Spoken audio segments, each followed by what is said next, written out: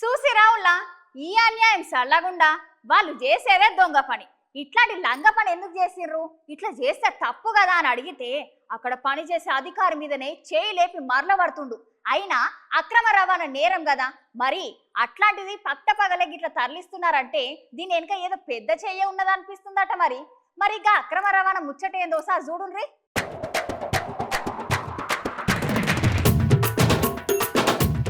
వీడు చేసే పనే లంగ పని, దొంగ పని. జనాలందరి కండ్లు కాపి, ప్రభుత్వ ఉద్యోగుల కండ్లు కాపి గిట్లా అక్రమంగా దొంగతనంగా గా దందా చేస్తుంటే ఆపినందుకు ఏకంగా ప్రభుత్వ ఉద్యోగి సారు గల్ల పట్టుకున్నాడు. వీడు ముచ్చట ఏంటంటే వేములవాడలో జరిగిందిల్లా. అక్కడ ఉండే పరిస్థితులకు విరుద్ధంగా చెప్పినా కూడా వినకుండా కొంతమంది ఇసుకను దొంగతనంగా ట్రాక్టర్లు నింపుకొని స్పీడ్ గా పోతున్నారంట ఇసుక దందా మాఫియాగాలు. అయితే మూలవాగు భాగంకెళ్లి సర్కార్ స్థానిక అవసరాలకు రెవెన్యూ శాఖ సార్లు అనుమతి ఇచ్చుడుతోటి ఒక ట్రాక్టర్ కోసం 300 రూపాయలు ఇచ్చి తీసుకుపోతాంటే దాని మీద 3 నుంచి 4 ట్రిప్పులు దొంగతనంగా తీసుకొని పోతున్నారట దుర్మార్గులు. అయితే ఈ ముచ్చటను శనివారం సిరిసిల్ల మైనింగ్ ఏడి క్రాంతి కుమార్ సారు ఆర్ఐ సైదులు కోరుట్ల నుంచి పోతున్న ఇసుక ట్రాక్టర్లను పట్ట పగల పట్టుకొని ఇట్లా ఇసుకను అక్రమంగా దొంగతనం చేసి తీసుకుపోవడం చట్టరీత్యా నేరమని చెప్పుతుంటే నువ్వు మమ్మల్నే ఆపుతావా అని అక్కడ ఉన్న జనాలందరూ చూస్తున్నారని పట్టించుకోకుండా ఆ సర్కారు ఉద్యోగుల మీద చేతులేసి గల్లబట్టి దాడి చేసినందుకు ప్రయత్నించారు ఇసుక మాఫియాగాళ్ళు. అయినా ఆ సార్లు చేసిన పని మంచిదే కదా, గిట్లా ఇసుక రవాణా చేయదని చెప్పుడు తప్పేనా?